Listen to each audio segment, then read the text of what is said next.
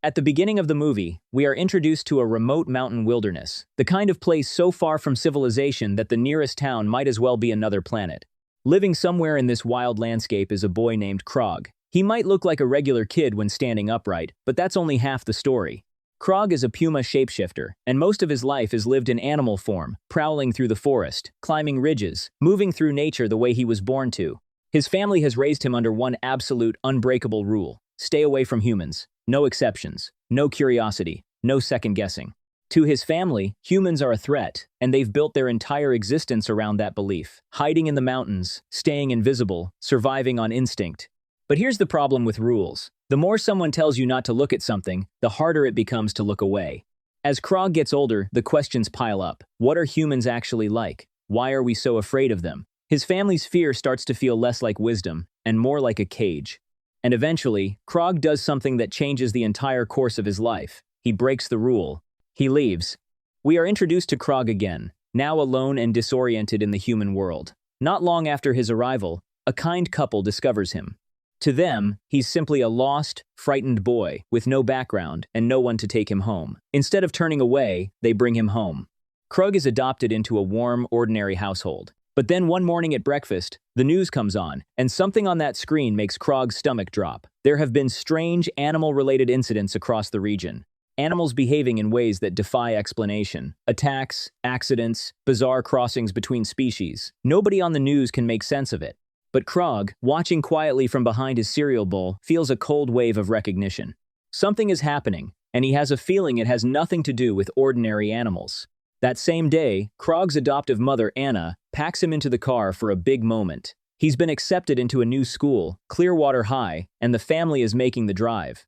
His sister Melody tags along. As the car rolls through winding roads, Krog notices two black crows flying above them. The family stops at a small hotel that night. Krog hopes sleep will quiet his nerves. It doesn't. A sound from outside drags him out of bed. He creeps to the window and looks down at the street below, and what he sees makes his blood run cold. A pack of wolves is cutting through the road at full speed, disappearing into a dark alley. At the same moment, every light in the building across the street blinks out. Krog stands there in the dark, heart pounding. He knows, the way only someone like him can know, that those weren't ordinary wolves. The next morning, they're back on the road. Hours of driving bring them finally to Clearwater High, and the moment Krog steps out of the car, he freezes. Standing on the school grounds, completely calm, looking directly at him, are two students he recognizes, because they are the same two crows that followed the car the entire journey. He barely has time to process this before the school principal, a composed woman named Lisa, walks over with a welcoming smile. She greets the family warmly, then turns to Anna with a question that catches everyone off guard. She asks how they found Krog. Anna explains everything. She had been a social worker years ago. She received a call about a child in distress with no family, no records, no history. When she arrived, she found Krog, small and shaking, completely alone. She couldn't leave him. She took him in and eventually persuaded her husband to make it official. As Krog got older, he always seemed unsettled in the city, like something in him was reaching for something else. Then a letter arrived inviting him to Clearwater High. Anna believed it was exactly the fresh start he needed. Lisa listens to every word. Then she nods and asks to speak with Krog privately. And here is where everything changes. Once they're alone, Lisa drops the pleasant school principal act and tells Krog the truth. Clearwater High is not a regular school. Every single student here is a shapeshifter. This place was built for people exactly like him. He doesn't have to hide anymore. For the first time in his life, Krog feels like he belongs somewhere. But that feeling lasts about 30 seconds. Because right then, the school alarm goes off. Lisa rushes outside and finds Anna and Melody have wandered into a restricted section of campus. She has them escorted off the grounds immediately. Meanwhile, Krog takes in the reality of where he now lives. Walking through the halls of Clearwater is like nothing he's ever experienced. Shifters everywhere, different species, different temperaments, different stories. It's overwhelming and exhilarating at the same time. But not everyone rolls out the welcome mat. Krog barely makes it through the hallway before bumping into a student named Jeffrey and the pack that follows him everywhere. The tension is instant and electric. Eyes locked, bodies tense. A fight looks almost inevitable. After a welcome ceremony, Anna says her goodbyes and heads back to the car with Melody. That's when Krog meets Andrew, the wealthy man who funds the entire school. Andrew is polished, confident, and immediately interested in Krog. When they talk, Krog opens up honestly. He tells Andrew he left the mountains because staying would have meant never truly knowing who he was. Something in that answer clearly resonates. Later, Krog finds his dorm room. Lisa runs through the basic rules and leaves him to settle in. Then a squirrel appears at his window. Krog lets it inside and quickly realizes it's not a regular squirrel. It's a fellow student named Holly, assigned as his guide. We are introduced to Clearwater's curriculum in transformation class, where the rules are stated clearly. Powers are only used during lessons. And the most important rule, humans must never witness a shapeshifter transform, ever. Krog is called to demonstrate his abilities, but before he can step forward, a student named Brandon, a bison shifter, goes first. Brandon transforms with tremendous force, but loses control, causing chaos. Watching this, Krog feels something uncomfortable stir inside him, a disconnection.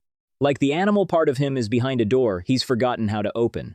He can't bring himself to transform. Lisa steps in gently. Instead of pushing him, she helps him reach back into his own memory. He sees himself as a young puma running free through the forest with his real family, the wind in the trees, the open wilderness stretching in every direction. Those memories hit somewhere deep and true, and then Krog transforms. The room goes still. Lisa surveys her students and then, one by one, they all shift. That's when Krog sees it clearly. Most of his classmates are wolves. Lisa explains his role quietly. At Clearwater, he will learn to balance both sides of what he is, and if he masters that balance, he might one day serve as a bridge between the human world and the animal world. It's a beautiful thought, but the road there is anything but smooth. That evening in the cafeteria, Krog meets Dorian, a cat shifter with a surprisingly funny backstory. He lived happily as a pet with a human family until the day they caught him opening a can of sardines with his hands. That was the end of that arrangement. But not everything at Clearwater is warm and amusing. When Jeffrey's wolf pack corners a smaller student, a boy who shifts into a tiny horse, the danger is immediate. Krog steps in without hesitation. Jeffrey's pack tries to intimidate him, but James arrives and breaks it up again. That night, a crash jolts Krog out of sleep. Brandon has transformed in his sleep and destroyed his entire bed. He shrugs it off cheerfully. Apparently, this happens weekly. Krog stares at the wreckage and accepts that peaceful nights may not be part of the Clearwater experience. The next day in combat class, Brandon is called to fight but refuses, citing pacifism, and walks off. Krog is chosen instead. Andrew, watching from the side, hands him something unexpected, a small pouch of PUMA urine. The moment Krog inhales it, his hesitation dissolves. He transforms and faces his much larger opponent, with speed, precision, and sheer will. He wins decisively. Andrew approaches after class with an offer. He wants to be Krog's mentor. To prove it, he gives Krog the pouch and tells him plainly that he sees greatness ahead. From a distance, Jeffrey watches all of this. The school's most powerful sponsor openly favoring the new student. The jealousy on Jeffrey's face is unmistakable. He approaches Krog with a challenge. Beat his wolves in a duel, and they'll leave Krog alone permanently. Krog meets his friends in a treehouse that afternoon. Brandon is cautious this could get Krog expelled. But Krog has had enough. He won't keep backing down. Holly says she's with him. Brandon admits he'd like to see the wolf pack get what's coming to them. That night, the three slip out of the dorms. Krog inhales from the pouch and transforms. When they reach the meeting point, Krog asks who he'll be facing. And then the full picture comes into view. It isn't one or two wolves, it's the entire pack. Still, Krog doesn't run. The fight is brutal. The wolves don't fight clean. They pile on from every direction. Krog is strong but outnumbered.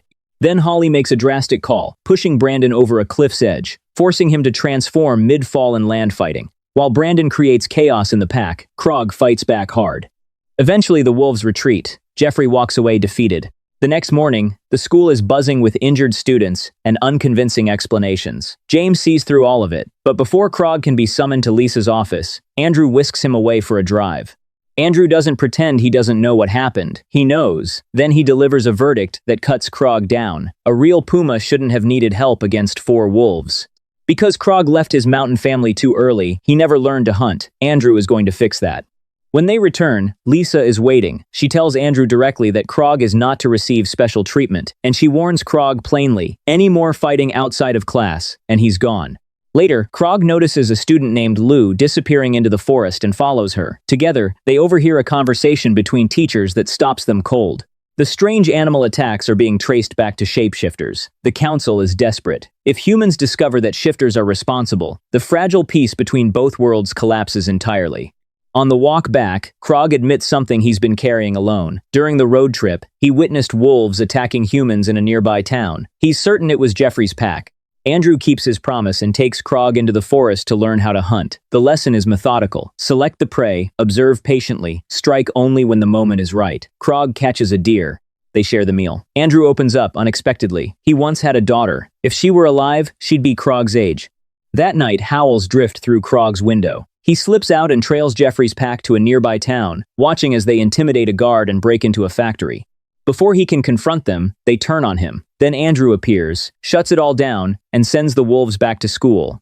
He asks Krog to stay behind. And then the truth comes out.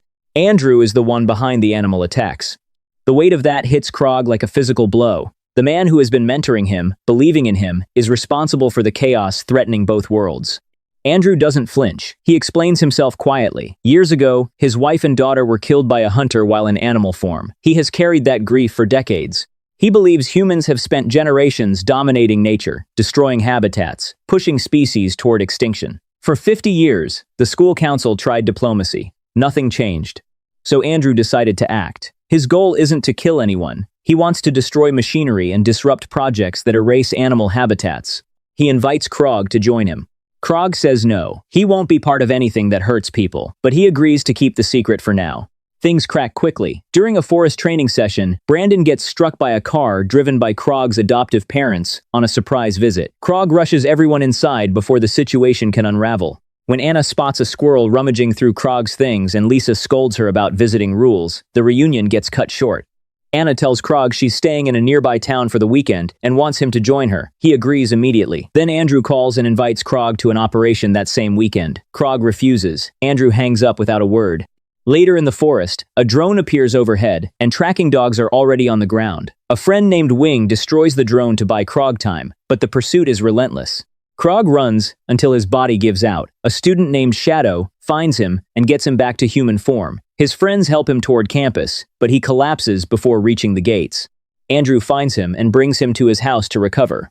When Krog wakes and tells Andrew about the hunter, something shifts inside him. He thinks about his real family in the mountains. What if they were hunted too?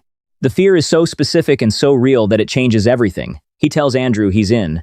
Before the mission, Andrew reveals he has already sent shapeshifters to search for Krog's real family. If they're alive, he will find them. The operation targets a mine. Andrew splits the group. Krog drives forest animals away from the danger zone. Jeffrey's wolves force the human workers out without anyone getting hurt. Then Krog stops cold. His adoptive parents are camping in the valley directly below. He calls Andrew in a panic. Andrew tells him calmly they're safe. Krog doesn't believe it. The wolves succeed in clearing the workers, but then a shapeshifter named Derrick climbs into one of their vehicles and begins releasing stacked logs. Krog screams at him to stop. If those logs go over the edge, they'll come down on his family. Brandon and Holly arrive. Shadow and Wing appear overhead. The wolves, afraid of being reported, abandon the mission. Lou tries to reason with Derrick. He shoves her. The crows attack him. He transforms into a grizzly bear. Brandon launches into the fight. Holly joins. Krog, in PUMA form, wrenches Derrick out of the vehicle. Then Andrew walks up and removes the blocks keeping the truck in place. The truck rolls. The logs fall. Krog stares at Andrew, and the betrayal is total. Andrew attacks him. They fight, but then Krog sees the logs cascading down the mountain toward the valley where his family is camping. He stops fighting. He runs. The logs hit like thunder. Anna screams for everyone to take cover. Melody, headphones on and oblivious, doesn't hear her. She turns around, and the logs are already there. At the last possible second, a puma hits her from the side and carries her clear. Melody lands on the ground, shaking, alive. Her father insists she must have imagined it. Melody knows what she saw. Lou and the others find Krog motionless in the forest. For one terrible moment, they think he's dead. Then the big cat exhales. Everyone breathes. The moment Krog can move, he goes straight to his family. Andrew is already there, wearing a concerned expression and arranging a helicopter to get them to the hospital. They all survive. When Krog knows they're safe, the calm he's been holding breaks open. He tells Andrew he's going to tell Lisa everything. Andrew delivers his final move without hesitation. He has located Krog's real family in the Yellowstone Mountains. That information disappears if Krog talks. Lisa arrives before anything else can happen. Andrew points all blame at Derrick, framing him as the architect of the operation. Lisa is skeptical, but police sirens are drawing closer.